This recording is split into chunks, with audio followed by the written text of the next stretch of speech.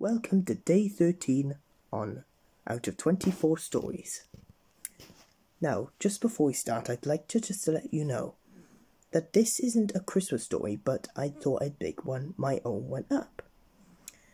So today's story is called Mr. Tickle Saves the Day, written by the same artists. What do you think is Mr. Tickle's favourite thing in the world to do? Yes, of course. It's tickling. Oh, Mr. Tickle. In the street or in the park or in the shops, everyone who meets him knows that they are about to get tickled. Even Miss Shy can't hide from the tickles. Tickle, tickle, tickle. Whatever next? Some people think that if they stay at home, they'll be safe from the tickles. Well, they're wrong. Mr. Tickle finds a way to tickle them wherever they are. His arms are so extraordinarily long that they can creep and sneak anywhere, even down the chimney into Mr. Slow's living room, where Mr. Slow is sitting in his armchair, reading the newspaper. Nothing can stop Mr. Tickle's tickles.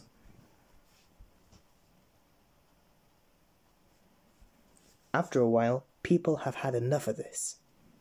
The baker, the ice cream seller, everyone announced that it was exhausting to have work and laugh at the same time. They've just had enough of Mr. Tickle's ticklers. As soon as they hear him coming, bang, bang, they close their doors and they shut up their shops. Nobody likes me, moaned Mr. Tickle to himself. I don't do any harm, I just can't help tickling people. But it seemed that people didn't just like his tickles, and that made him very sad. Oh dear.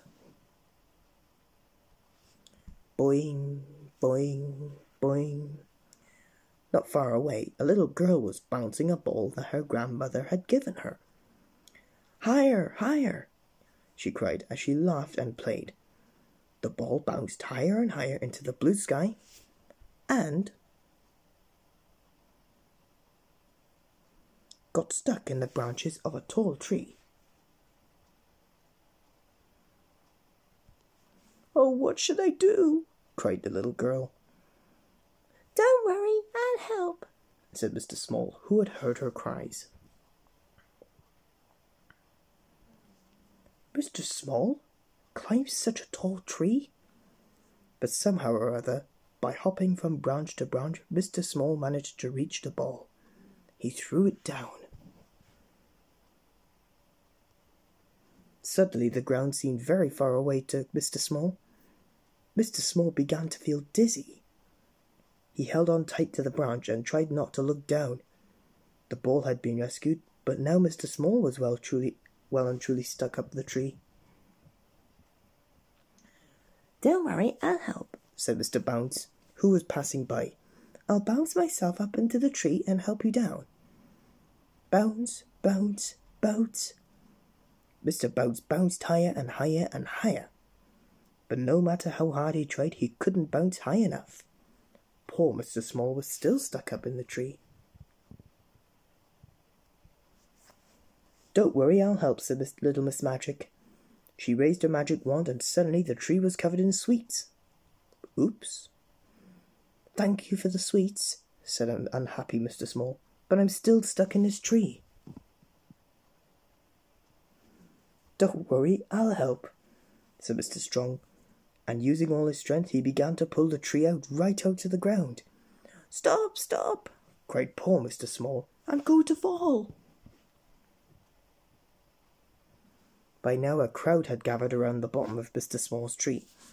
Miss Sunshine had an idea. Perhaps Mr. Tickle could help. Mr. Tickle, she called, when she got to his house. Come quickly, we all need you. They needed him? Forgetting his sadness, Mr. Tickle ran to the tree and, reaching up one of his extraordinarily long arms, gently he lifted Mr. Small back down to the ground. Thank you, Mr. Tickle, said a very relieved Mr. Small. I never forget how you helped me. and the friends agreed that the very best way to thank Mr. Tickle was to let him give them all an enormous tickle. Mr. Tickle didn't need telling twice, and reaching out his long arms all around his friends, he tickled and he tickled until they were all falling about with laughter. The tickle. The end. See you tomorrow for day 14. Bye.